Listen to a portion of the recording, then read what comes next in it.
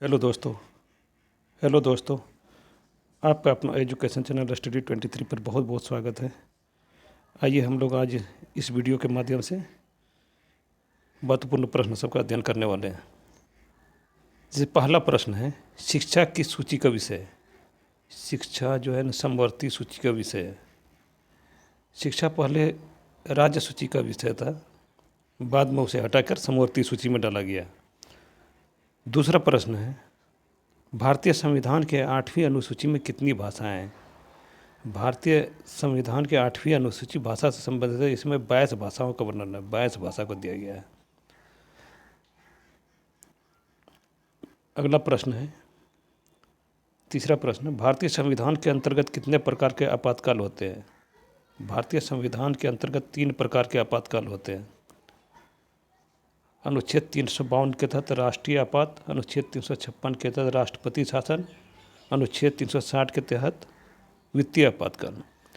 अगला प्रश्न, चौथा प्रश्न है, भारतीय संविधान के किस अनुच्छेद के अंतर्गत राष्ट्रीय आपातकाल की घोषणा की जा सकती है? भारतीय संविधान के अनुच्छेद 352 के तहत राष्ट्रीय आपातकाल की घोषणा की जा सकती है। पांचवा प्रश्न है, अब तक कितनी बार राष्ट्रीय आपातकाल की घोषणा की जा चुकी है? अब तक भारत में 3 बार राष्ट्रीय आपातकाल की घोषणा की जा चुकी है। अगला प्रश्न है, छठा प्रश्न है,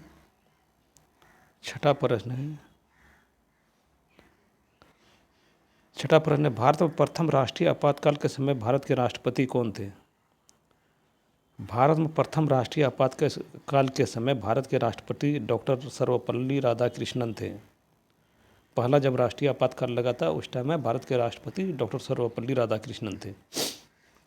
सातवां प्रश्न है, राष्ट्रीय आपातकाल की उद्घोषणा को संसद के समक्ष उसकी स्वीकृति के लिए कितने दिन के अंदर रखा जाना आवश्यक है?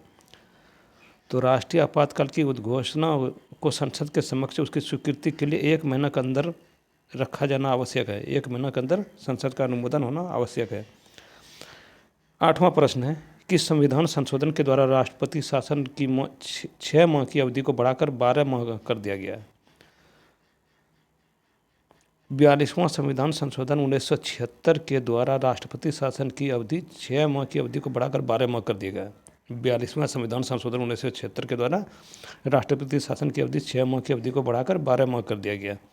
9वां प्रश्न, प्रथम बार भारत में राष्ट्रपति शासन देश में कब लागू किया गया था? प्रथम बार भारत में राष्ट्रपति शासन लागू किया गया था 20 जून 1951 को। 20 जून 1951 को पंजाब के पेप्सू में। 10वां प्रश्न, भारत में प्रथम बार राष्ट्रपति शासन किस राज्य में लागू किया गया था? भारत में प्रथम बार राष्ट्रपति शासन पंजाब राज्य, पंजाब या पेप्सू में प्रथम बार राष्ट्रपति शासन लागू किया गया था। 11वां प्रश्न, उस संघ शासित क्षेत्र में जिसकी अपनी विधायिका नहीं है के लिए विधि का निर्माण कौन करता है? उस संघ शासित जिसका अपना विधायिका नहीं, उसके लिए विधि का निर्माण संसद के द्वारा किया जाता है। संसद के द्वारा, जैसे हम लोग जानते हैं संसद लोकसभा और राज्यसभा और राष्ट्रपति को मिलकर बनता है। अगला प्रश्न 12वां प्रश्न है, दिल्ली के प्रशासक को क्या कहा जाता है? दिल्ली के प्रशासक को उपराज्यपाल कहा जाता है। 13वां प्रश्न है, भारत के किस संघ राज्य क्षेत्र में विधानसभा तथा मंत्रिपरिषद के गठन का प्रावधान है? दिल्ली, पौंडीचेरी तथा जम्मू कश्मीर में विधानसभा तथा मंत्रिपरिषद का गठन का प्रावधान है। 14वां प्रश्न है, किस संविधान संशोधन द्वारा संसद को दिल्ली के लिए विधानसभा तथा मंत्रिपरिषद गठन करने की शक्ति दिया गया है?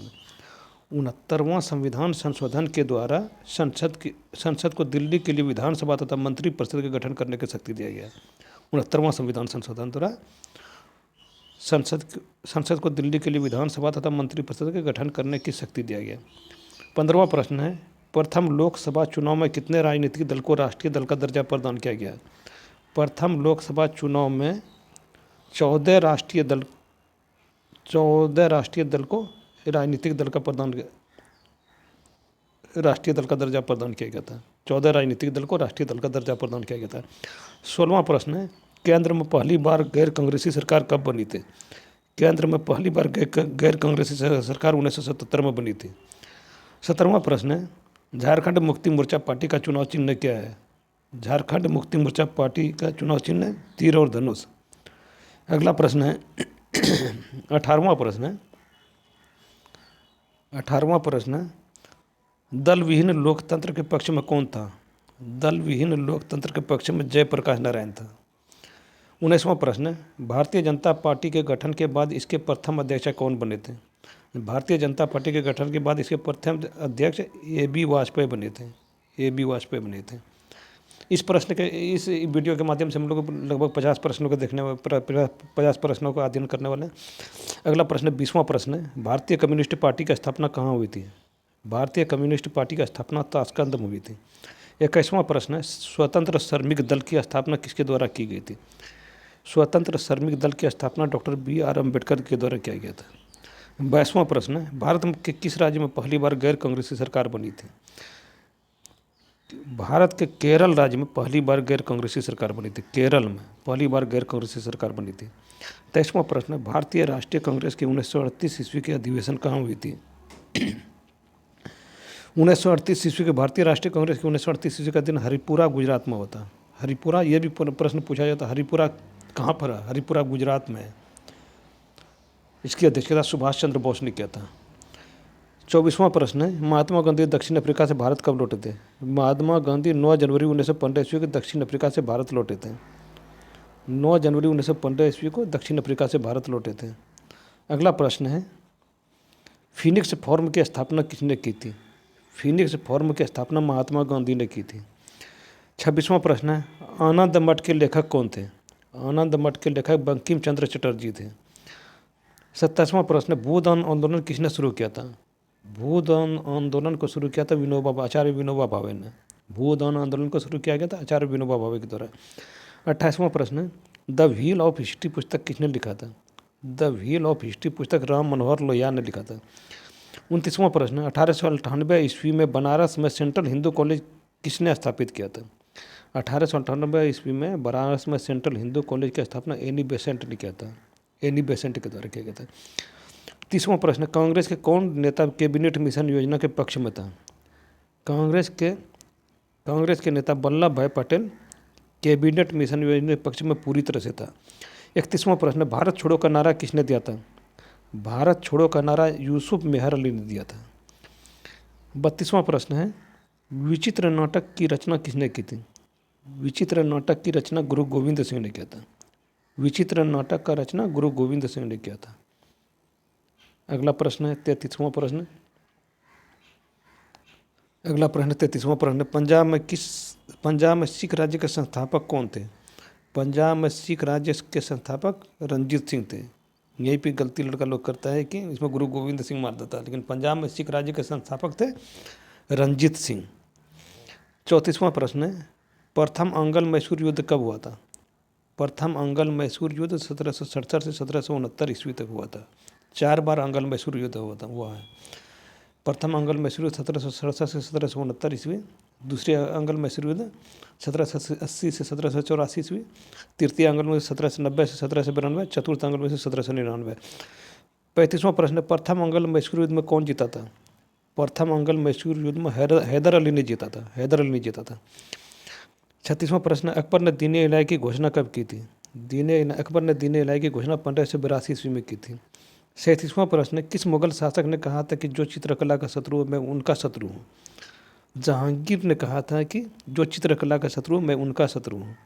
38वां प्रश्न शाहजहाँ ने किसे मलिके ज़मानी की उपाधि दी थी? शाहजहाँ ने अपनी पत्नी अर्जुमंद बानो बेगम को मलिके ज़मानी की उपाधि दी थी। 39वां प्रश्न अकबर ने बीरबल को कौन सी उपाधि दी थी? अकबर ने बीरबल को कविराज की उपाधि दी। अकबर ने बीरबल को कविराज की उपाधि दी थी। अगला प्रश्न है बीरबल का मूल नाम क्या था? बीरबल का मूल नाम महेश दास था। बीरबल का मूल नाम महेश दास था। 41वां प्रश्न मनसबदारी व्यवस्था में महाना जागीर का प्रचलन किसने किया था? मनसबदारी व्यवस्था में महाना जागीर का प्रचलन जहांगीर ने कराया था। महाना जागीर का प्रचलन जहांगीर ने करवाया था। अगला प्रश्न 42वां प्रश्न बाबर ने सबसे पहले बादशाह की उपाधि कहाँ धारण की थी? बाबर ने सबसे पहले काबुल में बादशाह की उपाधि धारण की थी।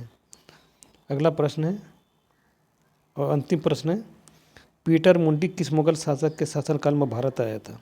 ये यूरोपीय यात्री था। पीटर मुंडी शाहजहाँ के शासनकाल में भारत आया था। यूरोपीय यात्री शाहजहाँ के शासनकाल में भारत आया था। अभी जैसे कि एसएससी जीडी वगैरह एग्जाम होने वाला है, सब एग्जाम के दृष्टिकोण से और त्रुटि रहित प्रश्नों का संकलन किया गया है। Thanks for watching. Thank you.